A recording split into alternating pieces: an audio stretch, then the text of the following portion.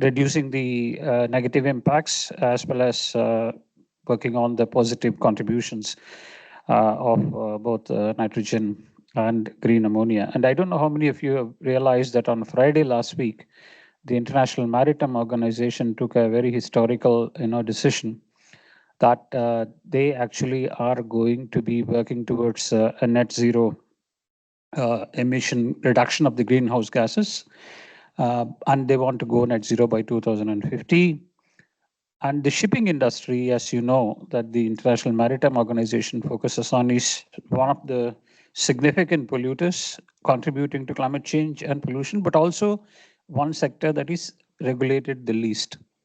And again, in that context, I'm probably some of you may be aware that Government of India, Ministry of Shipping, established a full-fledged institution working on some of these issues with the Research Information Systems, which is an institution under the Ministry of External Affairs recently, just talking about a couple of months ago, in terms of focusing on the issue of maritime elements, shipping and stuff like that.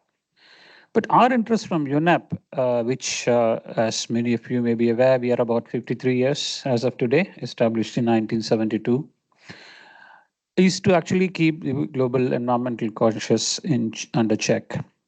And certainly for UNEP India, we are very keen to transition from being a project-driven country office to a country office that is going to be focusing on strengthening the links between science, policy, and practice. 2022, we celebrated the 50th anniversary of the UN Environment Programme, where the member states handed over a very important, decision or a recommendation to UNEP that UNEP was established in 72 to discuss science policy interfaces. That's been the primary goal and purpose of establishing UNEP, and it did sort of its job well. But certainly we actually added, in preparing for that particular celebrations, the science policy practice element. There's no policy point in discussing only science policy. It has to be linked with the practice element of it. So today, UNEP is guided by the outcomes of the high-level event that happened in 2022 on science policy interfaces. And today's discussion is exactly a resonance of the need for strengthening the science policy practice interfaces. So certainly from UNEP, it's a very important topic, and it's not, I won't say an emerging topic, but a topic that needs more attention, both at the political level, but also at the socio-economic levels as well. So certainly we have two experts, Professor Raghuram and Professor Eric, who actually will be making short presentations to give you a bit of a perspective of these two elements, nitrogen and green ammonia, in the context of what the status and trends globally, but also more specifically for India. And the purpose of this particular event is to actually take home a few key messages for policymakers and decision makers and practitioners that it is time that we invest more in the sectors related to dealing with ammonia, also dealing with liquid nitrogen, green ammonia. So with that, maybe I'll invite Professor Eric to actually make his presentation focusing on green ammonia, followed by Professor Raghuram, who will speak about the elements of nitrogen and its impact. Thank you. Okay, thank you. I want to while that's coming up, I'd like to thank Dr. Balakrishna and also Dr. Sumit for giving us this opportunity. I want to acknowledge the Fulbright Nehru Scholarship or Fellowship Program, which is run by the United States, India, and Education Foundation, and also my host, Professor Raghuram at the Guru Gobind Singh Indraprastha University. So I'll be talking today about green ammonia, and I've been trying to learn what's happening in India regarding this topic and put it in context of what's happening throughout the world. Next slide, please.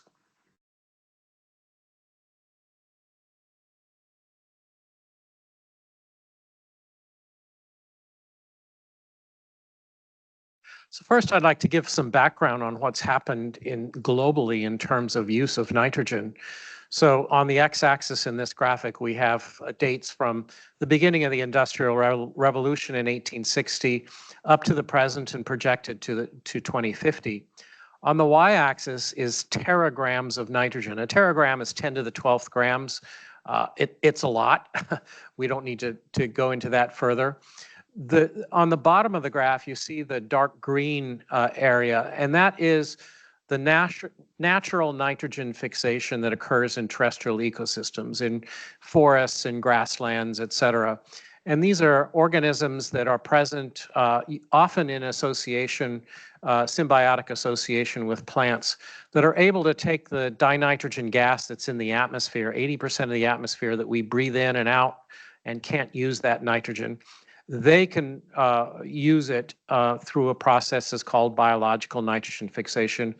And that's really the basis for all life on the planet there and in the oceans, that all life needs nitrogen in a usable form. The amino acids that make up our proteins, that make up our enzymes, our muscles, and so on. There's a little tiny bit that comes from lightning.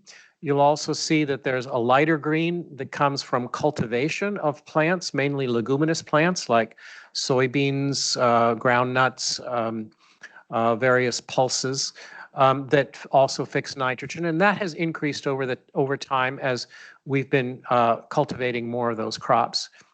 In light yellow, you'll see that there are some input from the combustion of fossil fuels. But really the biggest change has been that big blue blob that's there that is labeled as Haber-Bosch Haber-Bosch production of ammonia. It's used primarily for fertilizers. It's also used for some munitions and a few other things. And this is really what has transformed our agricultural system. And that in the process, we now have, it's been a great boon to public health. We're better nourished on average than at any time in human history. Yes, there are still places in the world where there's hunger and malnutrition, but that's mostly due to the distribution of that food. We actually produce enough food we could be feeding the world. But this has come at a major cost, and that is because not all the nitrogen stays where we want it to go. It ends up in our estuaries and where it creates algal blooms. Seem to be having a little bit of technical problem here.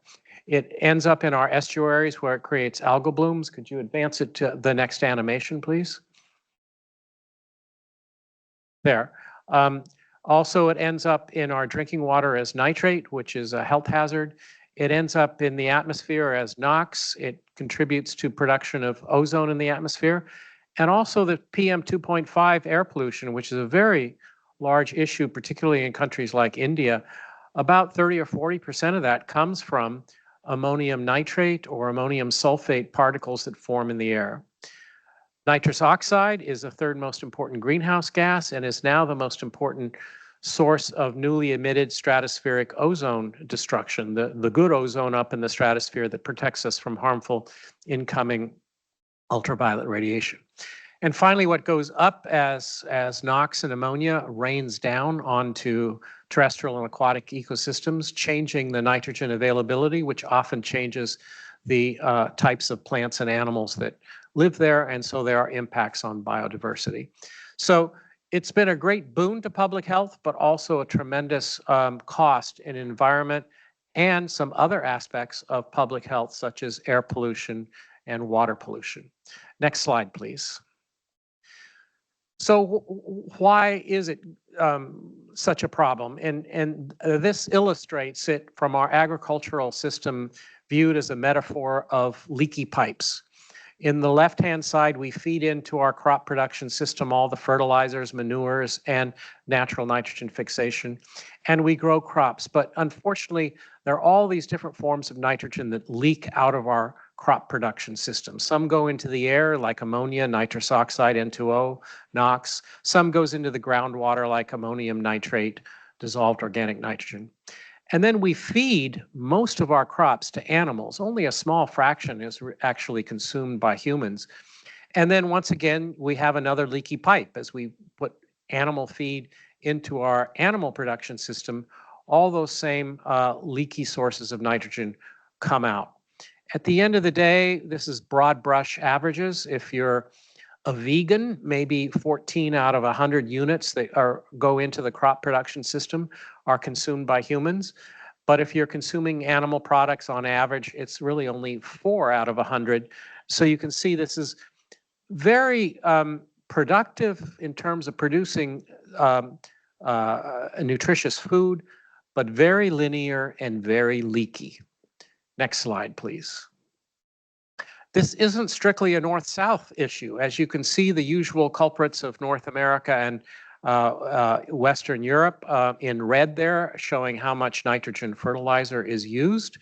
But you can also see that other areas where the Green Revolution occurred in India and Southeast Asia, China, and a little bit in Brazil, are all also using fertilizers at a great rate. But then there are other parts of the world, particularly sub-Saharan Africa, where farmers really can't afford or don't have access to fertilizers. So this really is a story of some places in the world too much and some places in the world too little. Next slide, please. Next slide, please. So when we use all of that fertilizer, we create a lot of CO2 just to generate the fertilizer. If you could advance the first animation on this slide, please. So as we produce all that fertilizer, and as you can see, the top 3 countries are China, India, and the United States, that Haber-Bosch process emits over 300 metric tons of CO2. That's about 2% of global anthropogenic greenhouse gases just from that one sector, that one process. Plus there's additional emissions from fertilizer transport. Green ammonia is an option that could eliminate nearly all of that CO2, and I'll talk about that in a little bit more. Next slide, please. Now, this is a calculation of how many people are dependent upon Haber-Bosch produced synthetic fertilizers. And you now see that India is in first place. Nearly half of the population is dependent on fertilizers. The other half would be those leguminous crops, imports of food, fish, and so on. And that's the green bar on the left that goes up between 600 and 700 million people. But if you divide that up into the people fed and look at how much of those people are fed by imported fertilizers, that's about 200 million. And then how many people are fed by fertilizers that are synthesized in India but depend upon imported natural gas to synthesize it, that brings you up to around 400,000 people. So you can see that a good deal of this is dependent upon foreign imports, which introduces some vulnerability to various geopolitical and economic events. Next slide, please. As I said before, most of the nitrogen that we use to grow crops and grasses gets fed to livestock. You can see that number 85 being pointed in the arrow towards livestock, and only 22, again, these are teragrams of nitrogen, going directly to humans. But you see that the livestock, a lot of ammonia is lost. And also, as we put fertilizers onto the soil and manure back onto the soil, pointing those arrows to the lower left, that's where a lot of nitrous oxide, nitric oxide, and leaching of nitrate to groundwater occurs. So what can we do about this? We can try to improve the nitrogen use efficiency in croplands, and a number of people have been working on that for a long time.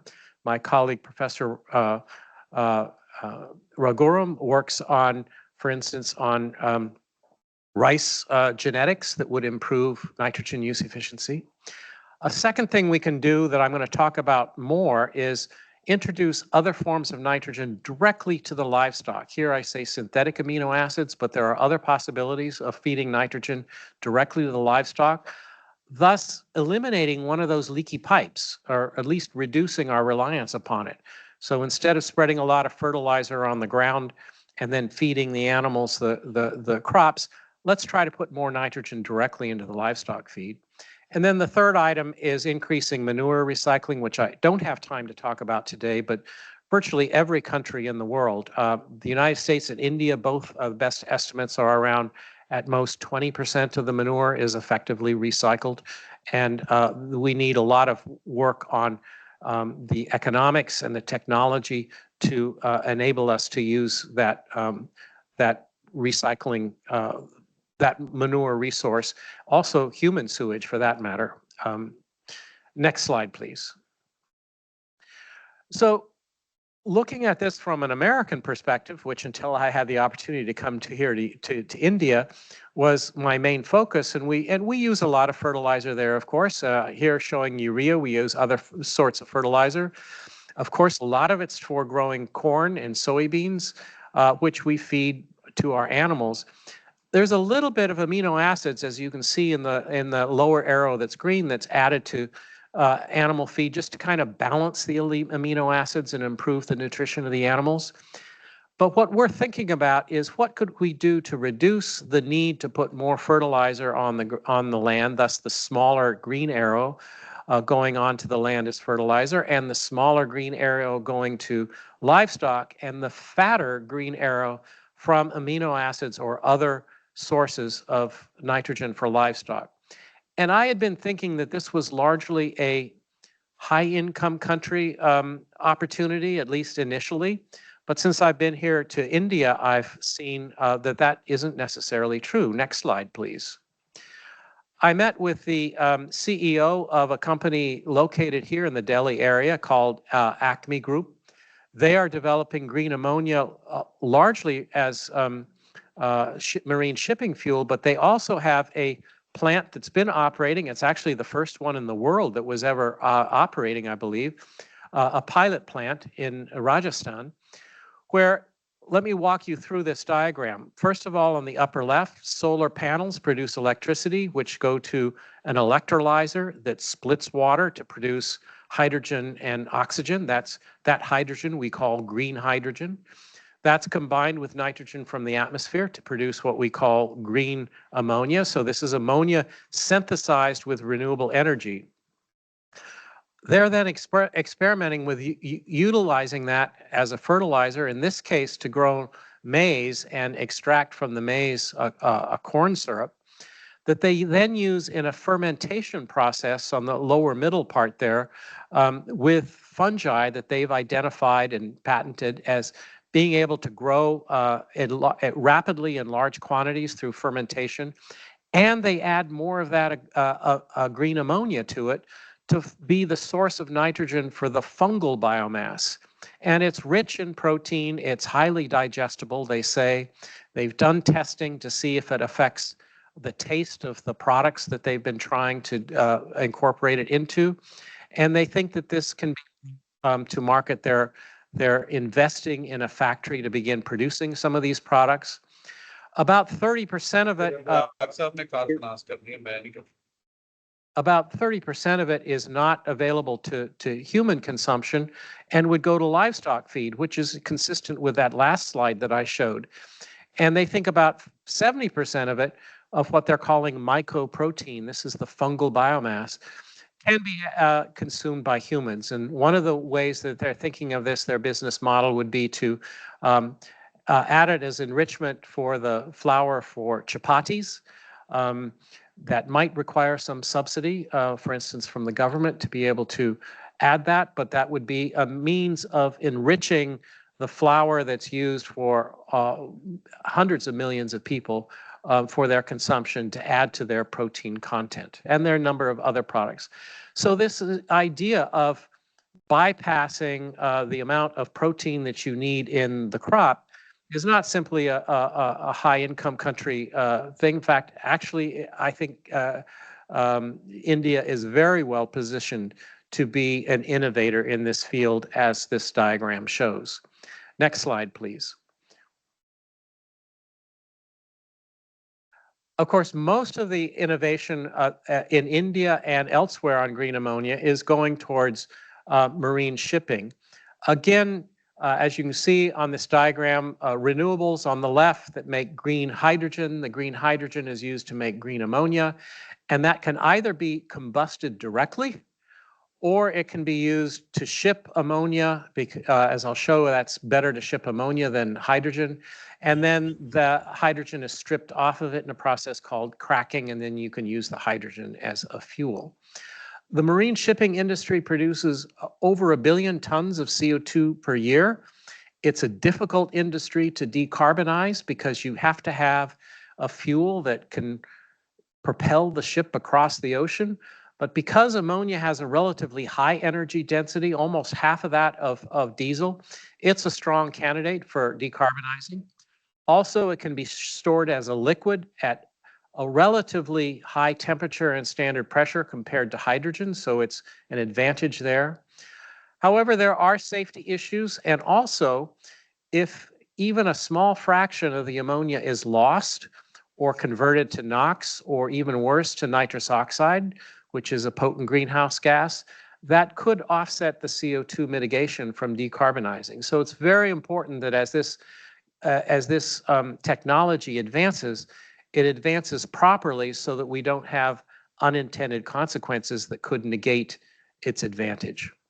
Finally, I want to show what's happening in this regard in India. If you could advance to the next slide, please.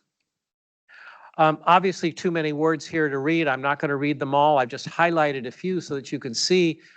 Acme is that company that I referred to. Notice it's talking about, on the order of $3 billion for its first phase facility in Odisha, mostly for marine shipping fuel, but they are going to be using some of it for fertilizer. There's another company, Greenco, with dates on 26 and 27. Other companies you may not have heard of, but you've certainly heard of Tata Steel, which is heavily involved in that as well. Odisha seems to be a likely spot, although it's not the only place in in India, because Odisha is well situated for export to Southeast Asia and to Japan, which is very interested in this since it doesn't have its own source of fossil fuels. So this is something that's happening very quickly, surprisingly quickly, and with a lot of money being invested in India, which is becoming one of the leaders in this field. Finally, the last slide, I just want to leave you with a few thoughts about some questions that would come up. Certainly for those large plants that I just described for marine shipping fuel, that will require a lot of land. And so civil society is going to have to think about this. That's certainly beyond my knowledge base, but I raise it as a question for civil society to be thinking about if that land requirement brings up any environmental justice issues. Next. The main form of fertilizer in India is urea. Could green ammonia help reduce the imports of the natural gas that's needed to synthesize it? But this would require a shift away from urea that so far has been politically and logistically implausible. So what would need to happen for that to happen? And finally, could green ammonia, in addition to those big plants like the ones in Odisha, can it be produced like that, a pilot plant in Rajasthan at a small scale that could be used by groups of smallholder farmers, thus reducing their demand for government subsidized urea fertilizer and perhaps being integrated with their energy needs? So these are some thought-provoking questions that I would leave with. So thank you for your attention. Thank you, Professor Eric. And I had some extra slides there, but you can end the show. Thank you. Thank you. Thank you very much. I think quite impactful presentation, I should say, especially the last but one slide that you actually projected, looking at what's already happening. I mean, it's not as if nothing is happening. Lots are happening. But of course, it's the issue of scalability. It's also an issue of looking at the safety issues, especially when you're looking at it from a small scale farmer or landholders perspective. But what actually was very interesting for me is to link up this entire discussion in the context of India's increasing interest in green hydrogen, which certainly looks like a prerequisite to look at green ammonia. So certainly very useful. What I'll do is that those online and those here, if you have any quick questions, comments, or additional clarification you would like to seek, please do before we go to the next presentation so that we don't lose the thoughts related to the presentation made. Yes, Valentin. A quick question about the ACME group and how long have they been operationalizing this plant? I believe that small plant in Rajasthan has been in operation since something like 2022. So it's been a few years that they've had that pilot plant going. It may have been even a little bit earlier.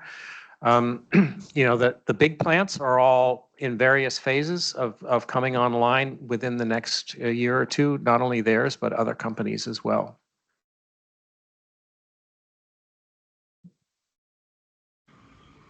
Quick question regarding the feeding of ammonia for protein purposes for livestock and for human consumption.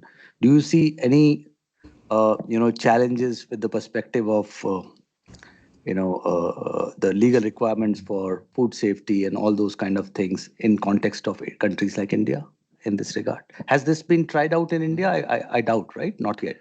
Well, the Acme group, the Acme CEO that I interviewed said that they have the permits necessary already from the Indian government to proceed with producing a factory that's going to produce some of these foodstuffs. So I didn't pursue it any further than that. I took his word for it that they have the permits necessary. It's nothing terribly unusual. We eat mushrooms, we eat various fungal products, and so I don't see that necessarily as being a huge issue. I think perhaps in some countries we'll have stricter requirements for testing, but I'd be surprised if that's the bottleneck. I think there's some other economic issues probably that would be have to be more challenging. Eric, you said even a 0.4% leakage of ammonia, green ammonia, could offset all the benefits that the transition to green ammonia would give. That's the environmental aspect, but there's also health concern and toxicity of ammonia leakage, and quite a few industrial accidents in India have been associated with ammonia leakage. So how close are we to make it relatively safe to produce and use green ammonia in a safe manner? Right. Well, obviously, the safety issue is very important, and countries like Japan that are really looking towards trying to use this as an alternative fuel are investing a lot in that research right now, not only to improve the safety of handling the ammonia, but also reducing the emissions of NOx and N2O. They're designing what's the right word? Engines that can use the ammonia that have those safety features. In India, actually, I'm told, in fact, it might have been you who told me this, that ammonia is used widely as a fuel for cold storage for agricultural products in small villages. So yes, I'm sure there have been accidents, but there's also a good deal of experience in shipping it around the country and using it. And we have to compare that to what's the alternative. There have been a lot of oil spills throughout the world as a result of using diesel oil for marine shipping, and also fires on ships and so forth. So we have to put this in perspective that none of these technologies are risk-free.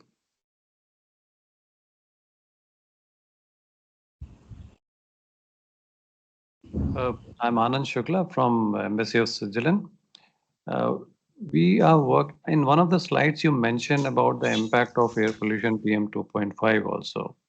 We have a big project that we are working with the World Bank, and that too in the Indo-Pacific plain, covering all 5 countries, but our focus is mainly India, Bangladesh and Nepal. What is coming out actually from, assessing, doing the modeling on air pollution, agriculture is going to be the main sector, and World Bank is going to invest a lot actually on that. I came here actually to learn from your presentation. In fact, actually from that perspective only. I still don't know where the investment is going to be because there are so many parameters or so many areas one could invest. But looking at the Indo-Gangetic Plain, which is highly populated, polluted, and also densely poverty as well, how do you see that actually this intervention applicable in the IGP area? That's a very good question. In fact, perhaps after the meeting, I can put you in contact with some researchers at both IIT Delhi and IIT Mumbai who've been working on this issue.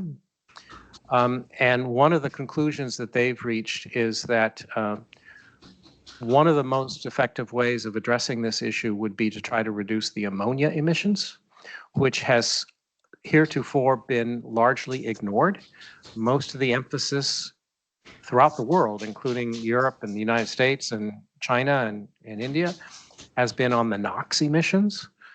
But because of some improvement with that and also better understanding of the formation of PM 2.5, there are many places where it looks like the PM 2.5 formation is limited by ammonia, it's promoted by the abundance of ammonia and would be reduced if ammonia emissions could be reduced. That's a big challenge because ammonia emissions are primarily from agriculture, which means we need to use our fertilizers more efficiently and store manure and handle manure more effectively. And those are big challenges, but we certainly need investment in both new technologies and learning how to use the existing technologies better, and economic incentives for using those existing technologies better to reduce ammonia emissions primarily from the agricultural sector. That's where it's probably interesting to also look to the World Economic Forum, because the World Economic Forum launched the first, Movers Coalition, where the target is to have 100 million farmers move to some of these interventions in their interest to actually reduce the pollution, reduce the greenhouse gas emissions, but also focus on the transformative agricultural practices. Any questions or comments, inputs from colleagues online?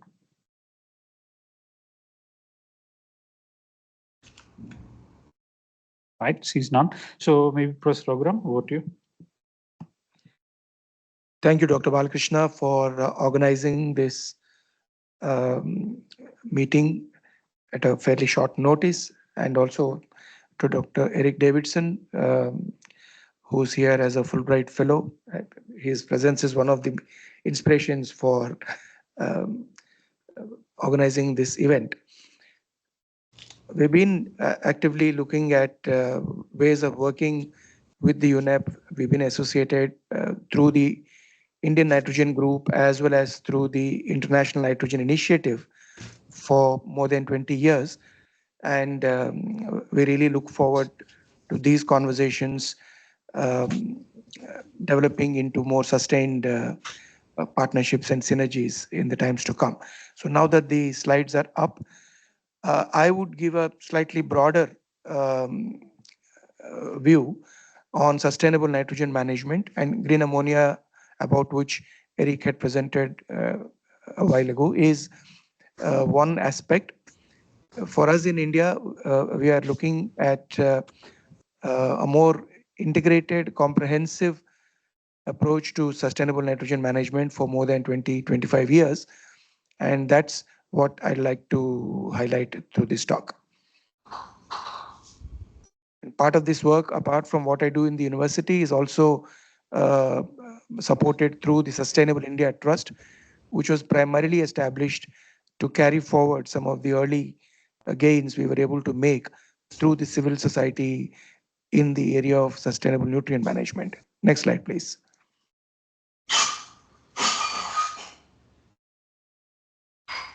Next slide.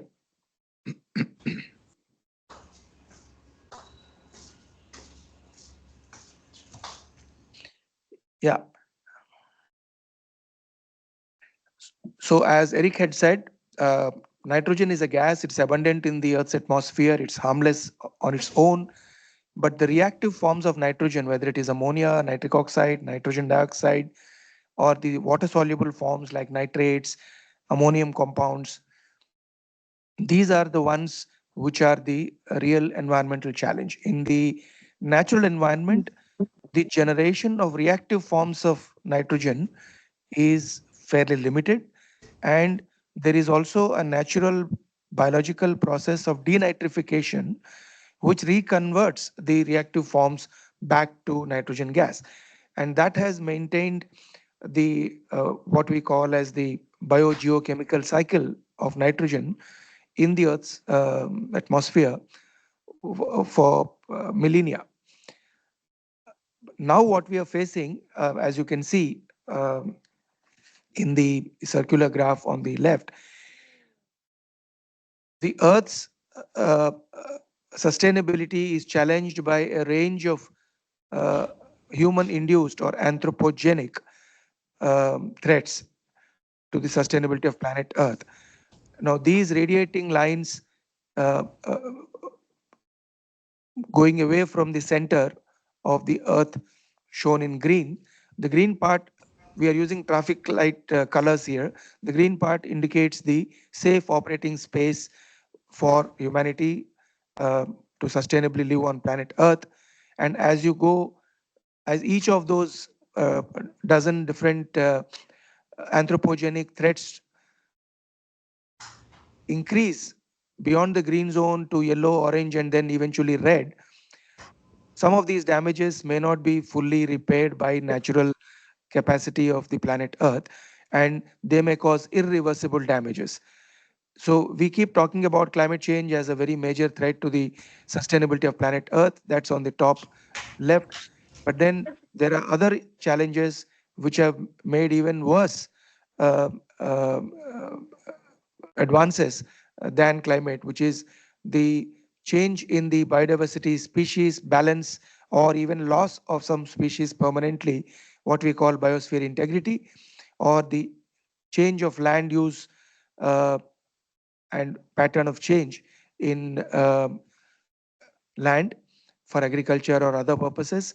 Then there is freshwater pollution, marine water pollution, and then at the bottom, you have the biogeochemical flows of phosphorus and nitrogen, the two most important nutrients which are at the heart of food production. And uh, while they're extremely important in food production, if they accumulate in the environment, they can also be very harmful to the sustainability of planet Earth. Then on the right, we have a few others like stratospheric ozone depletion, atmospheric aerosol loading, and ocean acidification, which are also affected to different levels, but they're still within the capacity to reverse the damage currently caused. If we can arrest further damage, we might be able to reverse them. So on the right, I mentioned some of the important reactive forms of nitrogen. Ammonia is a gas that can uh, usually it leaks either from fertilizers used in agriculture or from manures. So agricultural systems, whether cropping or livestock systems, together contribute to almost 80-90% of all the ammonia leakage to the environment that happens on this planet. Nitric oxide, which is fairly unstable, a lot of it becomes nitrogen dioxide. So together we call it NOx, mostly comes from fossil fuel burning, diesel, coal, even residue burning, waste burning, etc., etc. It also is a contributor to particulate matter PM2.5 and PM5, which is a major problem in India. Uh, the particulate matter is formed by the reaction between ammonia in the air and NOx in the air. These two combine together under certain tropical environmental conditions like we have in India to form uh, particulate matter. Anywhere between 20 to 70% of the chemical composition of particulate matter can be ammonium salts deposited onto a dust particle or a carbon particle black soot. So that's as serious as that. The water soluble form, nitrate or other forms like ammonium compounds, uh, they are caused again largely from leakage from surface runoff or groundwater pollution of leftover nutrients from agriculture systems, even domestic sewage, toilet waste, a lot of other such effluents which pollute water. And nitrous oxide, about which Eric had mentioned, is a very powerful greenhouse gas, the third most prevalent greenhouse gas in the Earth's stratosphere. It is 270 times more powerful in terms of global warming potential than carbon dioxide.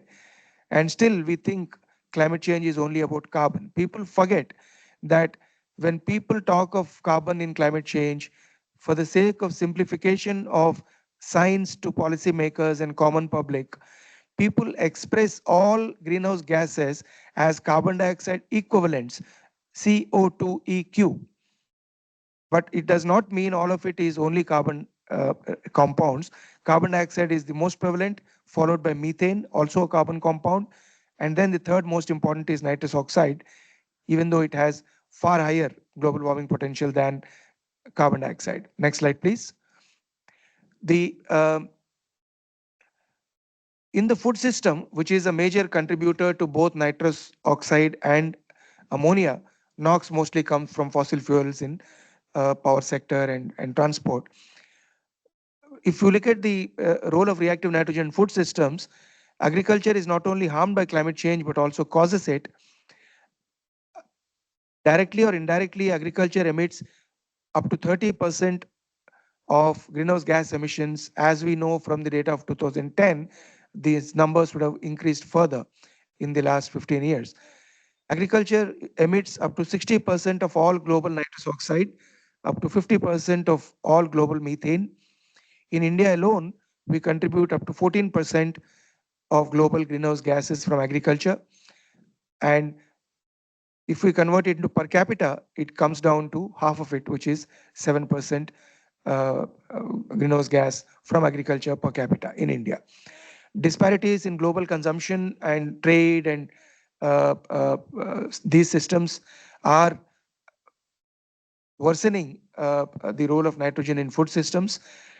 Currently, nitrogen fertilizers uh, and, of course, unused manures are the biggest input for food, feed, and fiber production globally. And agriculture is now the biggest source of nitrogen pollution globally, and also in India and South Asia. Ammonium or ammonia gas, ammonium ions to water, nitrous oxide. NOx comes from agriculture mostly because of burning of agricultural residue. Otherwise, it is mostly ammonia, nitrous oxide, or soluble forms, water soluble forms like nitrate and ammonium compounds. Up to 90% of all anthropogenically produced reactive nitrogen currently is lost to the environment.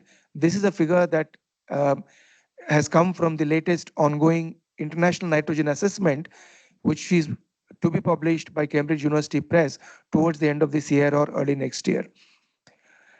Globally, since 1950, nitrous oxide emissions increased by as much as 60%, but NOx coming from fossil fuels uh, and residue burning, they have increased by fourfold or 400%. This is also the latest figure coming from the International Nitrogen Assessment, with which both of us, myself and Eric, are closely involved.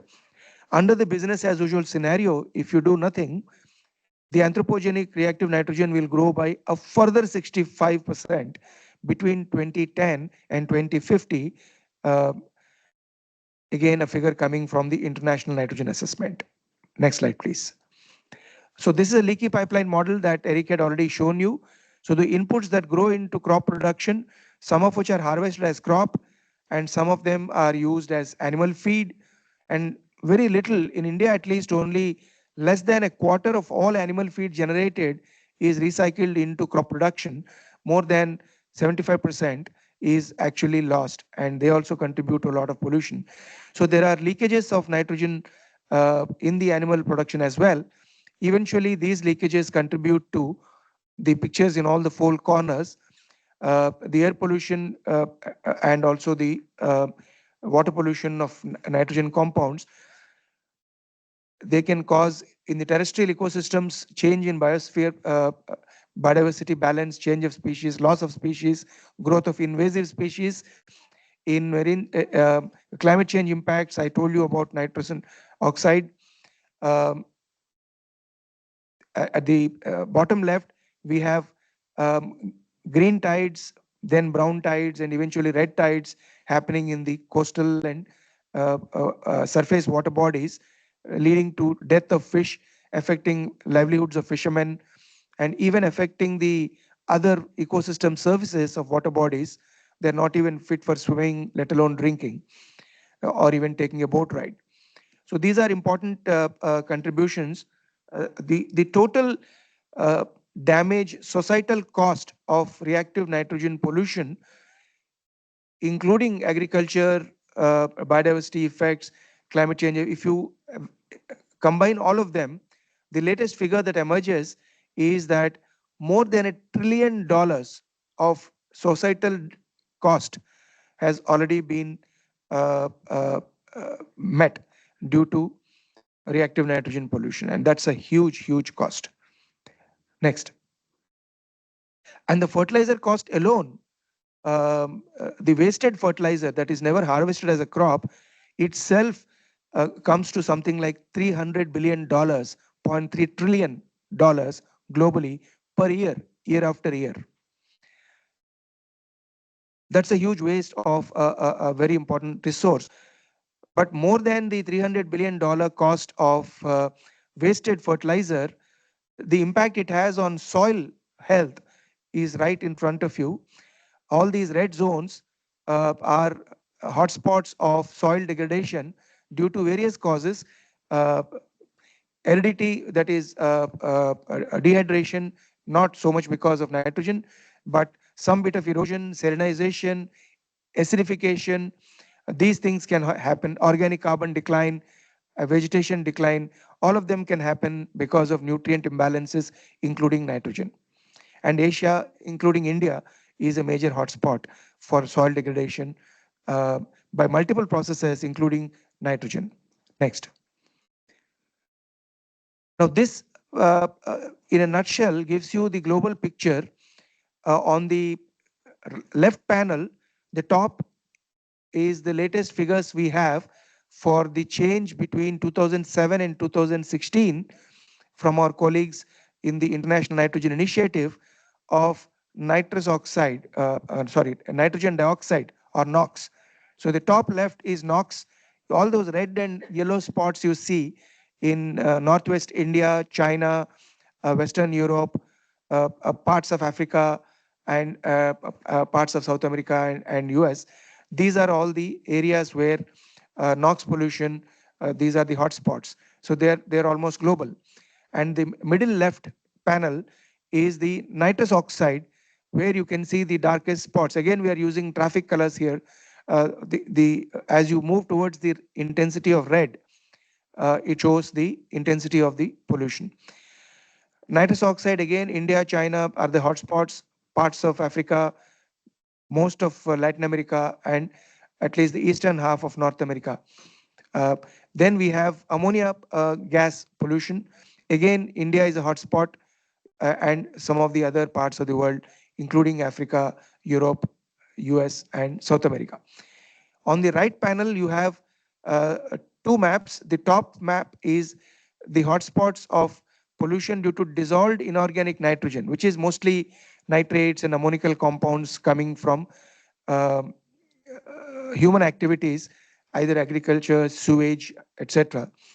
You can see large parts of India, China, not only inland water bodies, but also coastal, dots around the coastal regions in most parts of the world, including parts of Western and Eastern African coast, much of coastal regions in around Europe, and East and West coast of North America and parts of Latin America. The bottom, you see organic nitrogen pollution, which mostly happens because of inorganic nitrogen compounds being fixed into organic nitrogen compounds, which sometimes have a longer duration in the waters. That's also pretty high, including in India.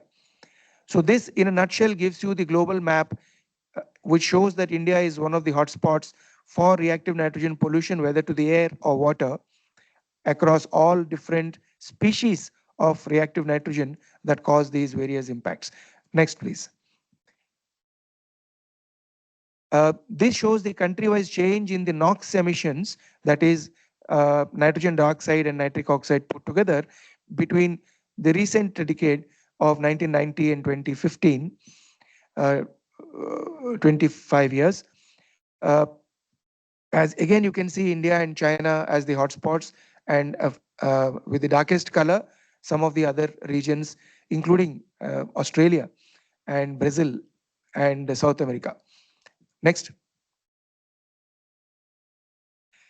Now, in terms of the health impact of the NOx pollution, which mostly happens through PM 2.5, a recent study in Lancet Planet Health showed that asthma cases among children and deaths due to respiratory disorders due to nitrogen dioxide linked to PM 2.5 across the world. As you can see, China, India, Brazil, Mexico, parts of US are all hotspots for this.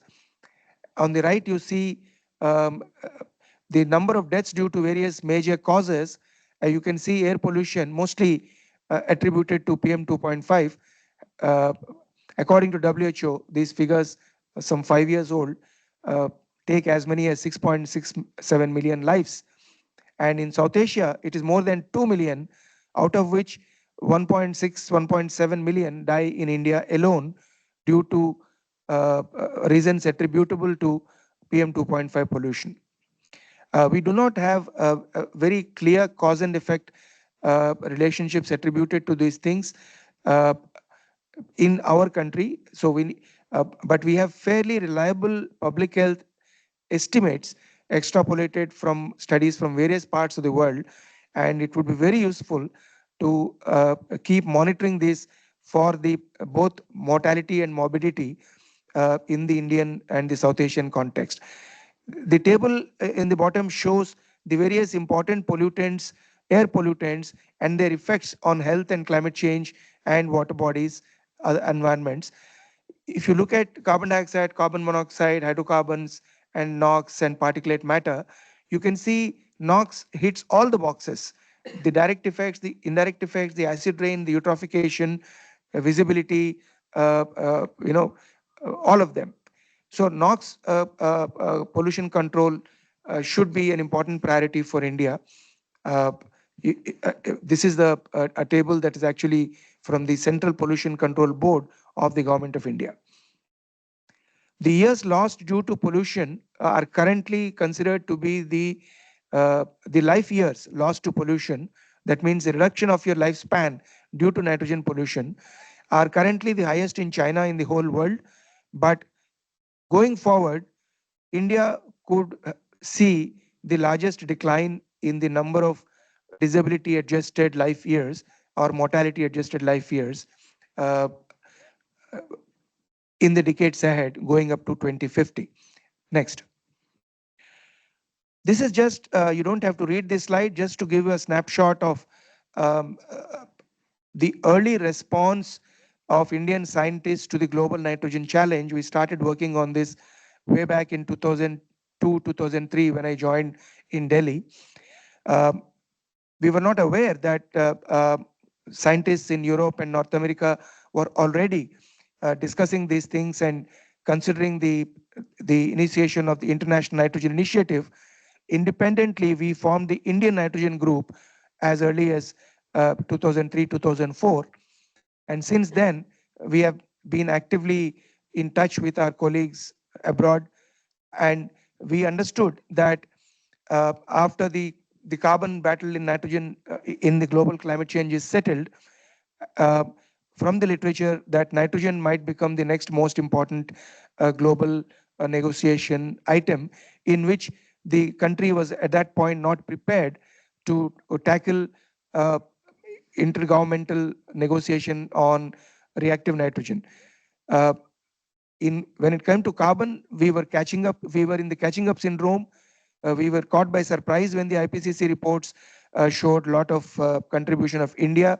It took us decades to look at all that data, uh, even correct some of that data to bring the required policies to India. But in nitrogen, we were able to do that because we recognized early, we started working early, and by 2010, we actually hosted the 5th International Nitrogen Conference. By 2017, we already did the first Indian nitrogen assessment in citizen science mode. And by 2019, India piloted the first ever global sustainable nitrogen management resolution. And in 2024, I hosted the uh, last International Nitrogen Conference, the only country in the world to host this twice in India. On the top, we have all the international events, and on the bottom, we have all the national events. Next, please. Much of the work we did is not just locked up in research journals, it's also documented in books and policy documents to the national academies, to various stakeholders. We produced a lot of documentation of the work we did for more than 20 years now. And the 2017 Indian Nitrogen Assessment was only the second in the world, the most comprehensive after the assessment that happened in 2011-12. And now we are also co-editing and actively co-leading the South Asian and global nitrogen assessment, which is to be published at the end of the year or early next year. Next, please. And the Sustainable India Trust has been very useful in providing a civil society platform to overcome some of the institutional barriers we face when dealing with nitrogen research across different ministries, across different institutions in the Indian context. So what you see here is the UNEP Frontiers Report 2018-19. They invited 10 documents on the emerging threats to planet Earth. They selected 5. We pitched nitrogen as one of the emerging threats, and that was selected, and it was published in early 2019, and it helped in generating the momentum, intergovernmental momentum for the unanimous acceptance of the first ever sustainable nitrogen management resolution, piloted through the Government of India and facilitated through Indian Nitrogen Group and the International Nitrogen Initiative, of which I was then the chair, and with a lot of support from Europe, and all over South Asia, Latin America, and much of the rest of the world. As recently as 2022, before that, yes, we in 2022, we had 2 major events. Sri Lanka has piloted the second follow-up sustainable nitrogen management resolution, which extended from the first resolution to more detailed roadmaps and how the government should respond to the goal of sustainable nitrogen management. In the same year, under the Convention on Biological Diversity, the Kunming-Montreal Global Biodiversity Framework Target 7 has adopted halving all nutrient waste from all sources by 2030 as a measurable target. So the nitrogen group was advocating for halving all nitrogen waste, and the CBD GBF has already agreed for halving nutrient waste, and nitrogen is one of the major nutrients, as I've already told you. So there is already a very strong intergovernmental support system emerging for evidence-based policy actions towards sustainable nitrogen management in particular and sustainable nutrient management in general. Next, please. These are some of the other policy documents we keep producing from time to time so that the latest available science is synthesized into a single updated document from time to time to facilitate the policymakers, the industry, and the intergovernmental stakeholders in order to help them to reach informed decisions. Next. We also produce a lot of policy reports. These are documents coming from the UKRI GCRF Global Challenges Research Fund South Asia Nitrogen Hub project, which just ended a few months ago, under which all 8 South Asian nations, 40 institutions, and UK jointly worked for 4 or 5 years. And apart from primary research, we produced these policy documents, which was accepted by South Asian Cooperative Environment Program, SACEP, as a regional interministerial intergovernmental body for guiding a common synergies in South Asian level cooperation for nitrogen management and nutrient management, and also to guide regional cooperation for global negotiations. Next. As a part of this, we also updated the South Asian nitrogen assessment. This is to be published end of this year. Just to get a quick view, these 3 pie charts show you nitrous oxide emissions in South Asia, 78% come from agriculture. Ammonia emissions from South Asia, 86% come from agriculture. And NOx emissions from South Asia, 65, almost 2/3, come from energy, and only 6% from agriculture. Livestock is a part of agriculture. Yeah, cropping and livestock. So these 3 major species, especially in terms of air pollutants, clearly defines in terms of sometimes the different ministries which are involved in different managing different nitrogen compounds. For NOx, we could directly talk to coal ministry or road transport ministry or energy ministry, whereas for ammonia and nitrous oxide, we could be directly talking to chemical, fertilizer, and agriculture ministries. So some kind of interministerial coordination with the division of labor is possible with this kind of policy data. Next. Now, if you break up this NOx emission into country-wise and sector-wise, you can see for India, the red indicates the highest level of pollution, blue is the lowest. Most of it comes from energy generation, industry, road transport, and residential, because LPG gas also produces NOx. In Pakistan, it is mostly from road transport. Next, please. India contributes, as I said, 14% of greenhouse gas to the global greenhouse gas loads, and agriculture has been a major contributor. If you look at the data in 2020, the various impacts of reactive nitrogen, ammonia volatilization, you can see most of the districts of India affected by ammonia volatilization, then soil denitrification or surface runoff, relatively lesser, but groundwater leaching of nitrate, pretty high. So this gives you more fine-grained understanding of not only sub-national level up to states, but even district level management of nitrogen pollution, especially where states and municipalities and local bodies have to do the interventions to deal with some of the observed numbers. Next.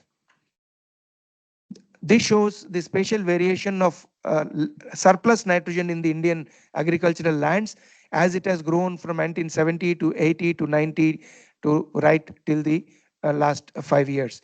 So over the decades since Green Revolution, we see that a consistent increase in surplus nitrogen in the agricultural croplands.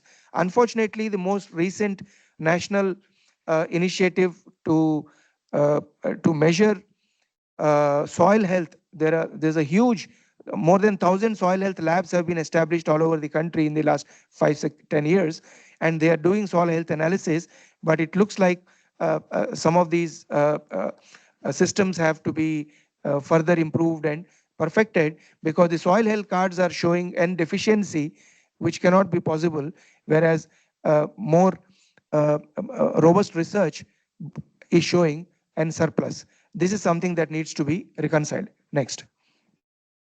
This shows surface PM 2.5 levels the entire northwest India, Indo-Gangetic plain, you can see the hotspot.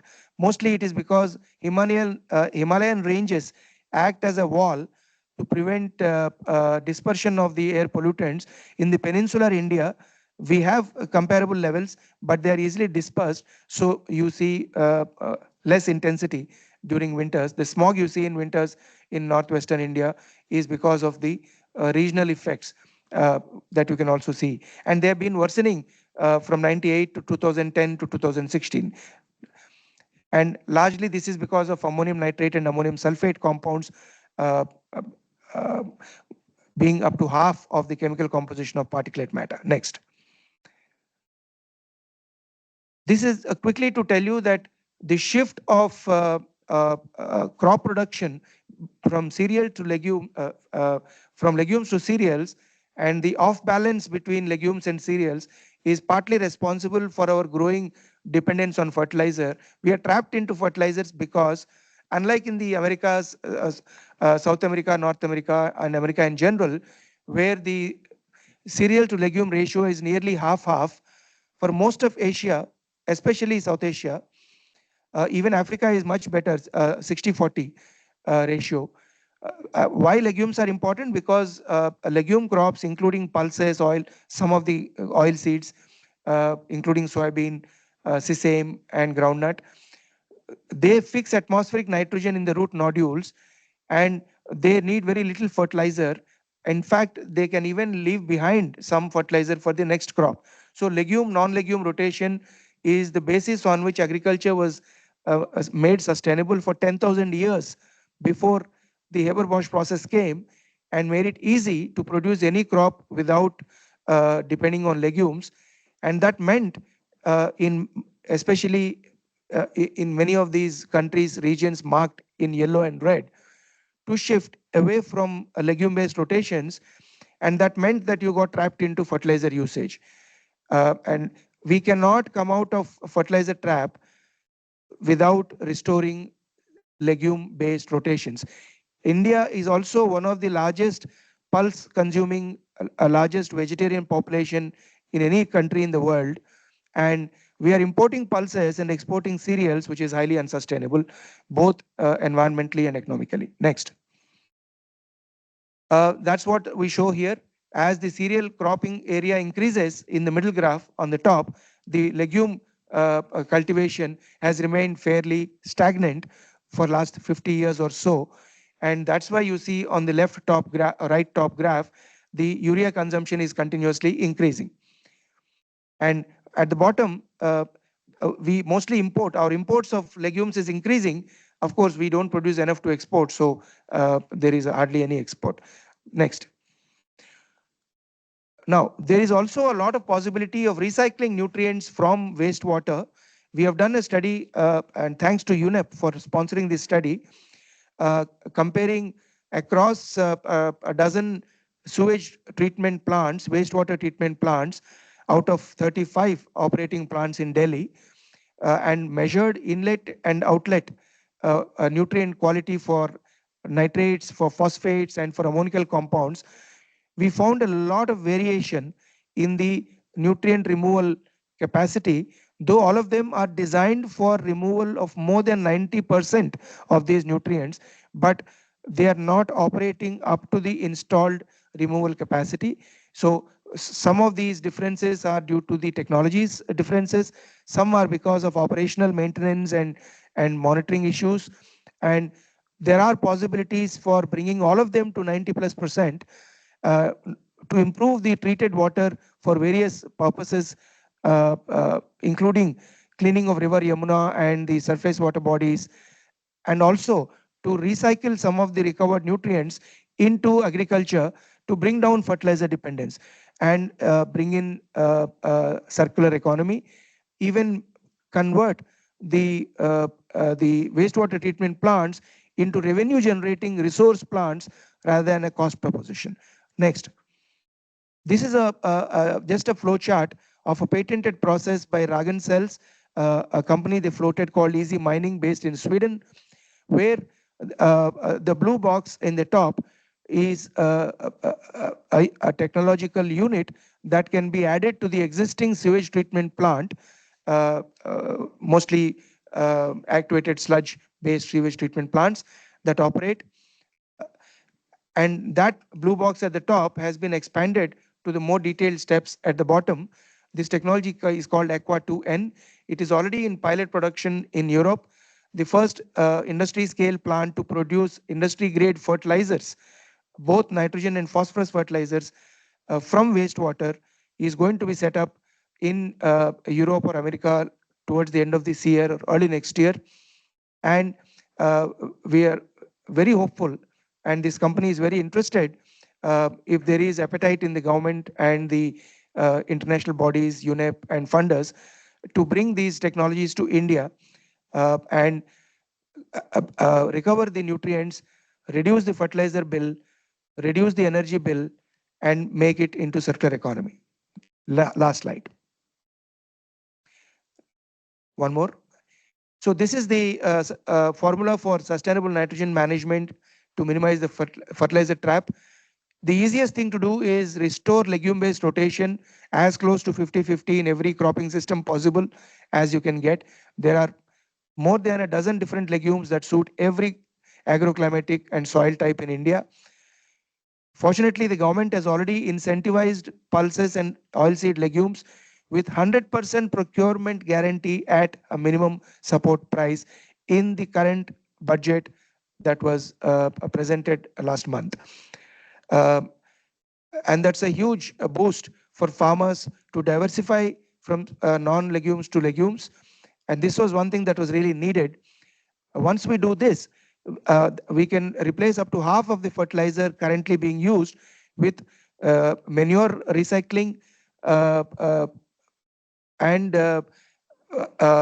if we use fertilizers, if we use legumes, then the fertilizer demand is reduced. Then if we bring manure, it is reduced further.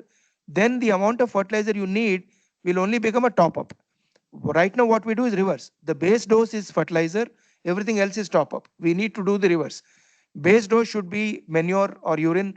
No recycling of urine happens in India, zero. Manure recycling is only a quarter, 25%. Huge opportunity for fertilizer replacement if we're able to bring this.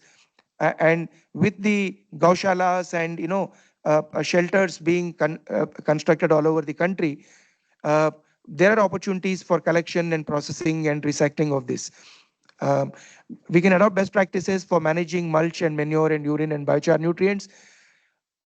For whatever residual fertilizer demand exists, improvements in fertilizer formulation are certainly possible, and it's an ongoing area. New fertilizers are coming all the time, if only they're affordable. We can also recycle nutrients from livestock waste or from wastewater. I showed you the example. We can also reduce food losses, reduce a non-vegetarian diet, as there's a huge difference in nitrogen efficiency between meat and vegetarian diet. In our own research in my university, we found that in rice alone, in the existing germplasm, India is one of the centers of origin of rice biodiversity. In the released varieties of 1,000 rice varieties in India, we found up to 5-fold difference in yield per unit nitrogen in the greenhouse. This is a huge opportunity for crop improvement and genetics, over and above all the agronomic and other improvements that we can make. And of course, in order to ensure good crop rotation, we also not only have to manage the farming practices, but also regulate irrigation, wherever there is irrigation department involved in ensuring less irrigation during dry season to support pulses, because they don't need a lot of water, and more irrigation for cereals during wet season. That's it. Next. So these are the intergovernmental bodies, a lot of which already have some component of nitrogen in them. I already mentioned about conventional biological diversity and the Kunming-Montreal framework. There is climate change framework. There is long-range transboundary air pollution in UNECE. There is a global program of action in UNEP, and there is WTO.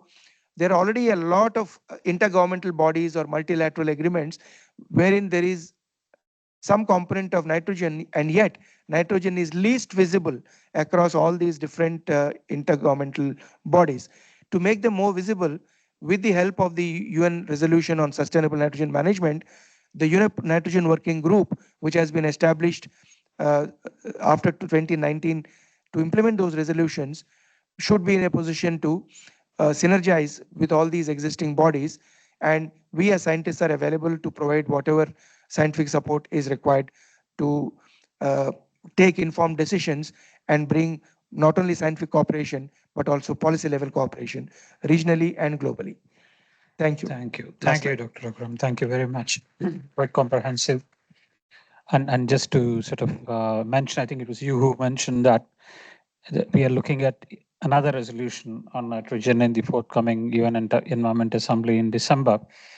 So certainly a lot of focus, but you also provided quite a bit of data and information and proof to look at the science policy practice links that needs to be found. Enormous number of challenges, but also enormous opportunities for countries like India, especially with changing policy spaces. Any questions, inputs, or comments, both who are online and those who are in the room?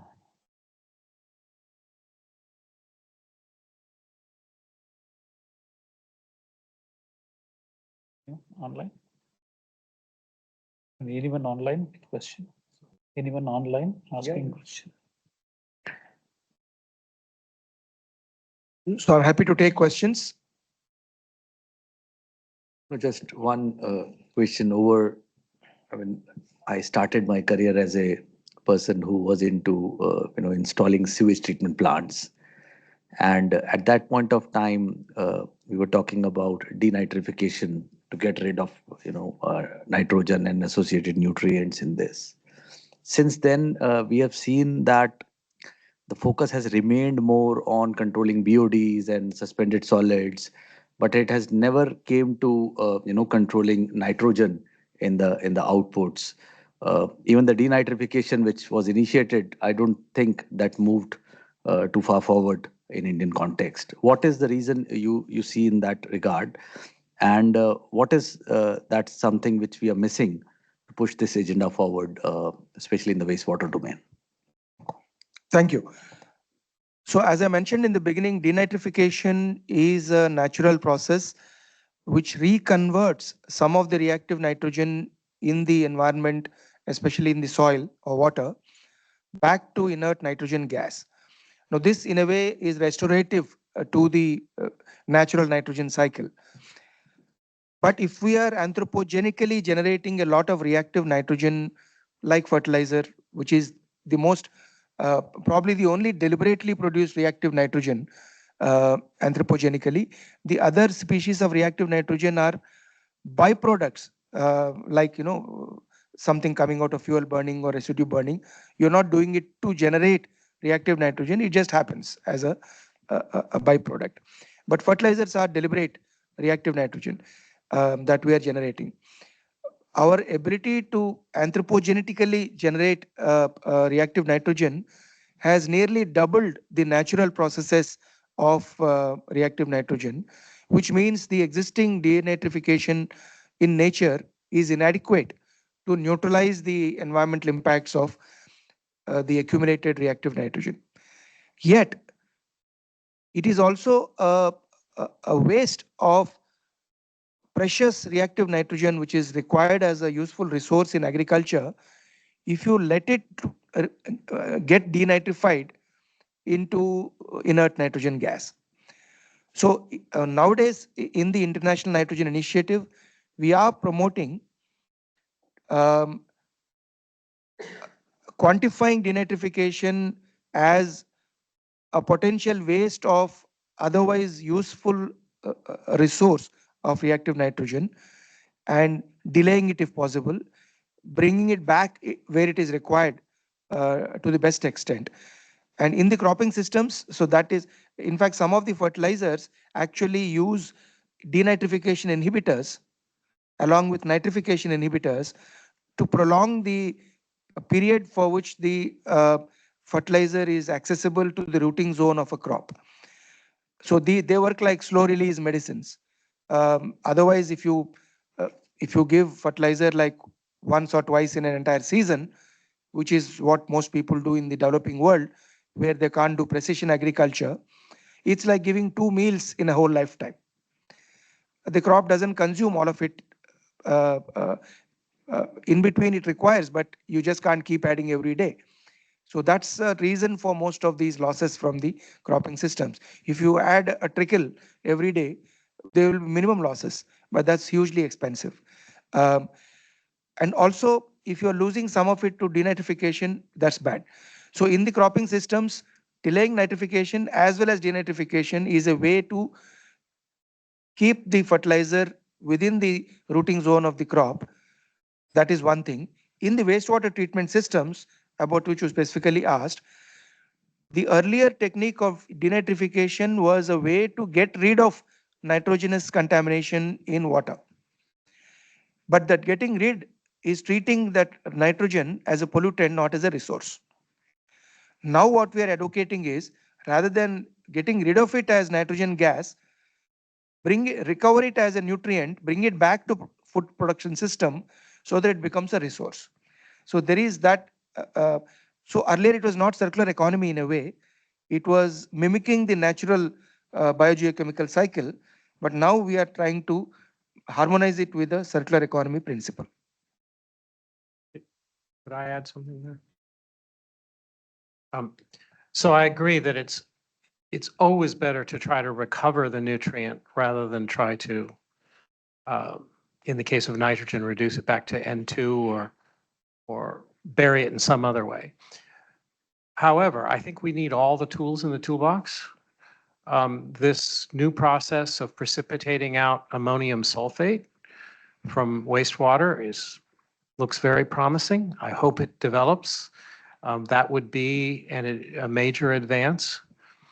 In the meantime, however, I would argue that all of the investment that's gone into making denitrification work in tertiary treatment plants, and it does work globally in many tertiary treatment plants, or I don't know about the Indian context, but I don't think we should downgrade that capability until we have something actually economically and technically feasible to replace it. At scale. And at scale. And in fact, there may be ways of using both, because no system is 100% effective.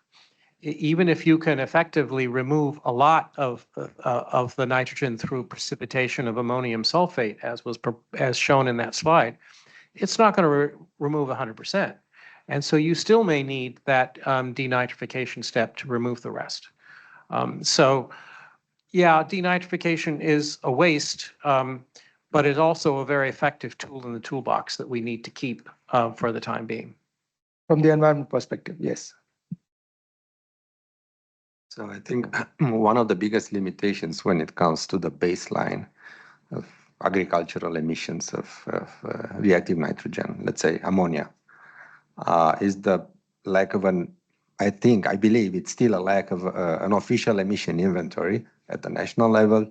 I don't know what is the situation at the state level. Maybe some states have now come up with more official emissions data that they are reporting.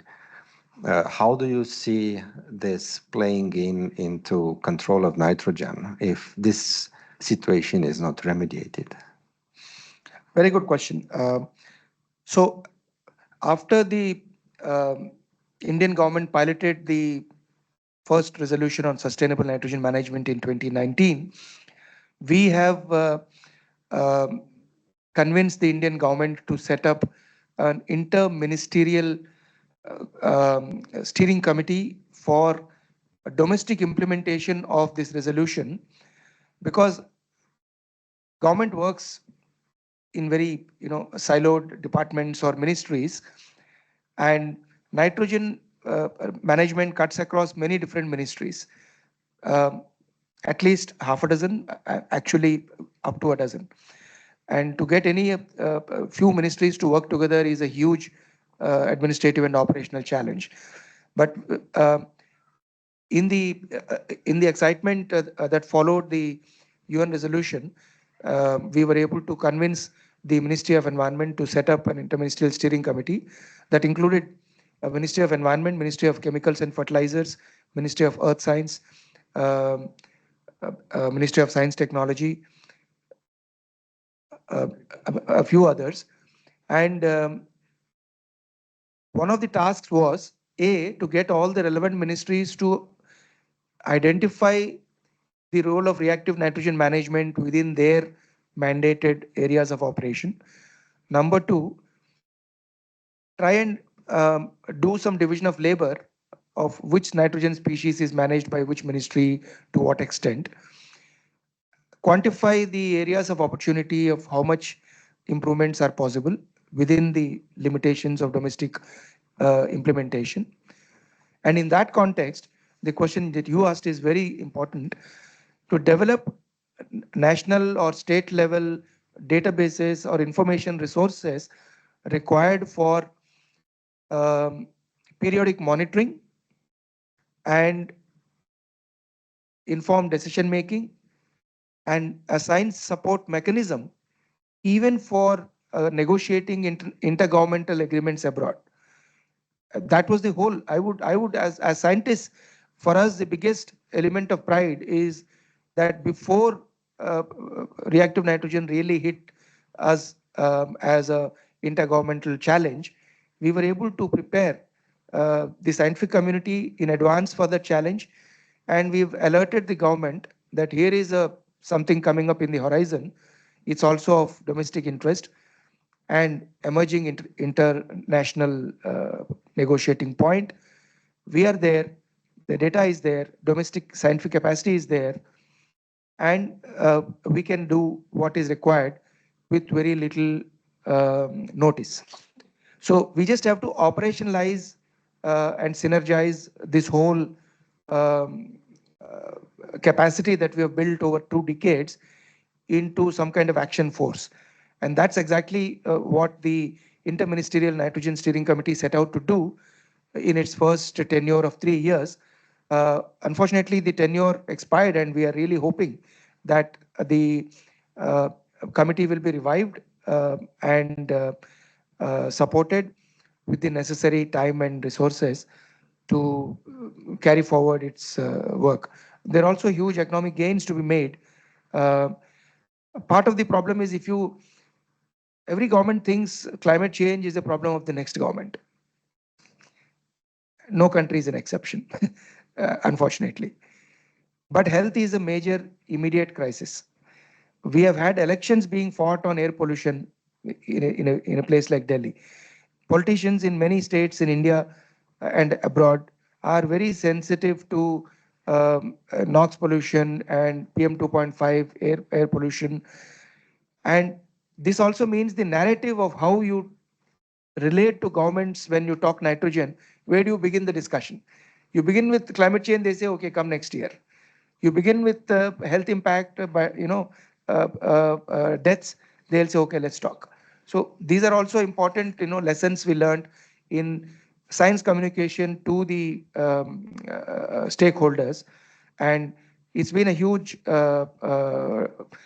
learning for us in this process. And we are very glad that governments are very receptive, and uh, they are really looking forward to get involved. And UNEP has been particularly very helpful in giving us the necessary moral and financial support whenever we need it. And through GPA and the GPNM, as well as the Global Wastewater Initiative, the Global Partnership on Nutrient Management, we have been actively involved with these global partnership for nearly 2 decades now. And that's unprecedented in itself. Thank you. Thank you, Professor Agram. Looks like there are no further questions. Yes, please. Hi, good morning, good afternoon, everyone. I'm Kanika Grover from UNSCAP. I'm an urban climate change specialist, and very interesting to see the scientific discussions on climate change happening here. And I've been involved in the finance economics of it, but it's always helpful to know the background. Um, I just had one question that when we talk about climate change, it's mostly carbon dioxide and carbon monoxide and methane, which has garnered a lot of attention. There's hardly any specific attention given to nitrogen. So, for my first question would be, what is the impact or the percentage of nitrogen? How dangerous it is as a GHG compared to probably methane, if we think that methane has 12 times the global warming potential of CO2. That's what I know of. Second, who spoke about, I mean, nitrogen and is in, a very important fertilizer for agriculture as well, and it impacts our health as well if we consume it in very large quantities. Uh, we have certain nature based solutions to controlling this, as well as technological solutions. How scalable they are, and what potential do you see them, for a country specifically like India or Bangladesh or Pakistan to get those technologies in international negotiations? There's the UNFCCC. I've been also, before SCAP, I was with the MOFCC. I worked there for like 6-7 years, so I know how it kind of works. And thirdly, yes, sorry for taking so much of time. What's the health hazard? I believe there is a great health hazard of how we are consuming our food. And we're always talking about air pollution, but we are delinking it from the health aspect, which is great and it's immediate. I mean, climate change is somewhere in the future. Health is it's going down now, whether it's air pollution, whether the kind of food we eat. Is there, do you think something the scientific community can do something to get the health talk also going on in all these multilateral negotiations? Thank you. Absolutely. If you look at any of the IPCC reports, they have been listing nitrous oxide as the third most important greenhouse gas right from the beginning. It's not that IPCC has neglected nitrogen in its scientific work. The neglect happened in public communication of that science. In a way, that simplification was required because nobody would remember all those dozen odd, molecules that have to be regulated as greenhouse gases. That is matter for details. But to get the first political commitment towards climate change, they were emphasizing the topmost, the carbon dioxide. All the others were expressed as equivalents. The EQ as the subscript got lost, and people only consider carbon dioxide. So, in fact, the very reason why the International Nitrogen Initiative was established, of which Kilaparti Ramakrishna, one of your former chiefs of SCAP, was also one of the founding members, um, was precisely this, that IPCC was somehow or the other not able to give sufficient public or scientific advocacy to nitrogen as is needed. And that's how INI got established. And by the way, the scope, the Scientific Committee on Problems of Environment, which was the parent body that led to the creation of IPCC and then UNFCCC, also is the parent body for INI. Yes. So we have the same origins. So that's that. Now, agriculture, globally, about 60% of nitrous oxide, which is 270 times more powerful greenhouse gas than CO2, is contributed by agriculture, and half of all methane. So in fact, methane is no longer the biggest agricultural greenhouse gas contribution to the world. It is replaced by nitrous oxide. That's a very, very important thing that emerged in the last decade or two. Earlier, methane was considered the most important, but now in quantity terms, nitrous oxide has become very, very important. And the same is also true in India. What was the other question you said about health impact? So, yeah, technological impact and the natural options. On the health impact, I was saying that nitrous oxide health impact is still to be very properly assessed, since it mostly escapes into the upper atmosphere. But NOx, in combination with ammonia, in the temperate climates, these reactive nitrogen compounds often get washed down as acid rain. Okay, but in tropical or subtropical climates, they actually form particulate matter. When there is no rain to wash it down, um, ammonium nitrate can be formed by reaction of ammonia from agriculture and NOx from fossil fuel burning to form ammonium nitrate. If there is rain, it gets washed down as fertilizer. If there is no rain, it gets dry deposited as ammonium nitrate particles onto particulate matter. Sulfates also combine. Uh, they go, sulfides and sulfate go from wastewater and sewage and other uh, emissions. They also form ammonium sulfate. Ammonium sulfate and ammonium nitrate form anywhere between 20 to 70% of the chemical composition of particulate matter. The whole world talks of millions of people dying. WHO data says 6.6 million people died 5 years ago. So safely we can say at least 7 million people died currently every year. But they talk of PM as a mysterious thing. They don't talk of what is killing within the PM. It is mostly nitrogenous stuff. And India and South Asia are very, very major hotspots of the, and that is because of respiratory disorders, asthma, allergic problems, and even cardiovascular and neuromuscular events. These are well documented.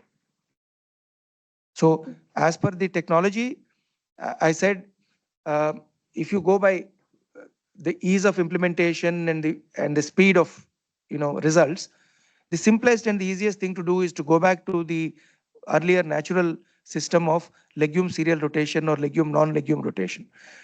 Because the fertilizer demand of legume crop, it can have even work without fertilizer, but we give a little bit to get maximal yield. It is less than a quarter of what you give to cereal. So straight away 3/4 reduction of fertilizer demand for that season if you are growing a legume. For next season, it can leave behind some nitrogen in the root, which can be mulched and used. After you have reduced your fertilizer demand by legume-based crop rotation, you can also bring back all the available manure and urine to the food systems. Currently, the manure recycling in India is less than 25%. Urine recycling is almost zero. So there's a huge opportunity there. Thirdly, you can improve fertilizer content to make them slow release. You can improve crops. We ourselves showed that in cereals like rice, there is 5-fold difference in the released Indian varieties of rice between the lowest N-use efficient rice and the highest N-use efficient. 5-fold is huge in the genetic, as a genetic resource. So there are a lot of options. So it's just not that options are not there. Many of them are becoming increasingly scalable, increasingly plausible. The easiest, of course, was legumes, but farmers in India were not growing legumes mostly because cereals had minimum support price, and governments, for their own understanding of food security and which crops were being imported then, incentivized the farmers to produce more cereals in the same land that were earlier being used for legumes. Now we are short of legumes, we import them from Africa of all the places. Thank you, Dr. Raghuram. Thank you very much. And there are no further questions. Let me thank. But a couple of very quick points or update from UNEP side. The 29th and 30th of March, we collaborated with the National Green Tribunal to organize a major national conference on environment. It was inaugurated by the president and closed by the vice president, where we had the chief justices of High Court, Supreme Court judges, a lot of judiciary experts, policymakers, including the Minister of Environment and all.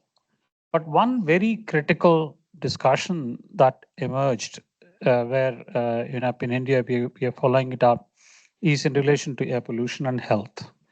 We had two very impactful presentations that were made in terms of putting the air pollution not just in the context of environmental issue, but in the context of health issue as well as an economic issue.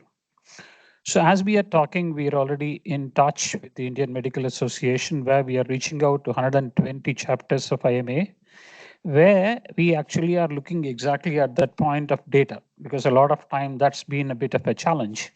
And if you talk to pulmonologists, for example, I mean, they have really sort of amazing set of informations that can be used, but certainly we have still not maximized the use of that data and information. So that is one part of a discussion and a collaboration that we are having with the medical fraternity to actually push this discussion beyond air pollution being an environmental problem. The second one is that, as UNEP, we already have what is called the Air Quality Action Forum. It's being revived. But this time, what we are looking at, based on the discussions and the outcomes of this conference, is that we are looking at designing the forum in a manner that brings the judiciary, executive, scientists, and common public together. Earlier, to an extent, it was experts and policymakers, but this time we actually are redoing or redesigning this because a large part of these discussions need to happen much more frequently. But most importantly, as you said, a lot of time in our enthusiasm to sort of look at the big ticket items, we lose the most important elements of it. Like, for example, the one you mentioned, the IPCC report and the carbon dioxide. I mean, today, if you talk of climate change, an average person, including a policymaker, is only going to say energy. Beyond energy, they're thinking is still not moved or graduated. So it is important that we actually try to make use of these fora to bring some of those messages in the context of environmental problem, in the context of economic opportunity, in the context of health issues also. So we actually are looking at some of those initiatives that we will be kickstarting fairly soon. But certainly from UNEP, we will try our best to work with the ministry, work with a number of other agencies and stakeholder groups to see how much we'll be able to maximize communicating this as an important issue that needs to be considered, not just ignored, but also in the context of UNEP, because we have two intergovernmental decisions and resolutions on nitrogen, and third one, hopefully forthcoming. We also are looking at expanding this discussion, not only in India, but also South Asia and the region as well. So thank you very much for your time and interest. I know for you've spent a lot of time with us, and thanks to both Dr. Eric and Dr. Agram for providing us this opportunity. And as I said that, for UNEP, providing this kind of a platform to bring the science, policy, and practice together is something which we always wanted to do, and this is a good opportunity that we kickstart these discussions. It will be followed by several more on some of these emerging topics from UNEP. Thank you very much, and have a great day. Thank you.